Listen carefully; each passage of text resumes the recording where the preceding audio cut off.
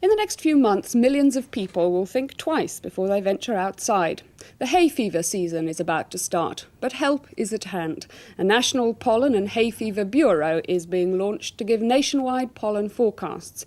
And for extreme cases, there's a more bizarre remedy. Our science correspondent James Wilkinson reports. They may look odd, but at least they're not sneezing.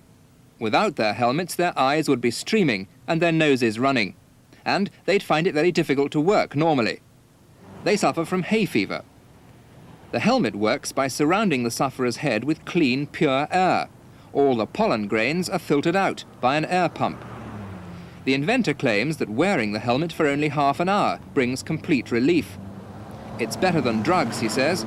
Drugs don't always work, and when they do, they often have unpleasant side effects.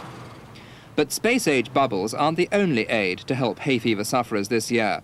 Soon, the first nationwide pollen count forecast will be launched. A computer in Rotherham will work out the forecasts. The pollen count depends on the weather. Hot, sunny weather means the pollen count is likely to be high. Dull, wet weather means the count will be low. The computer will get weather information from the Met Office, and it'll be linked to 20 regional centres throughout the country where pollen count machines will be set up. Air is drawn through a hole in the top of the machine. The pollen grains in the air stick onto a microscope slide. They will then be counted to check the forecast. In a pilot scheme last year, the pollen count forecasters were claiming an 80% success rate. But how will the forecast help sufferers?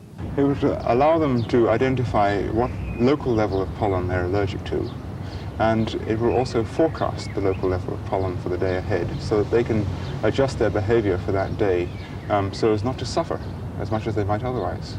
How do you mean adjust their behavior? I mean, stay indoors if they can, or go to the seaside if it's a weekend rather than going into grassy countryside, or adjusting their medication in consultation with their doctor.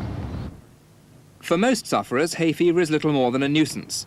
But for some, the beginning of the hay fever season in a few weeks' time will mean 2 months of misery.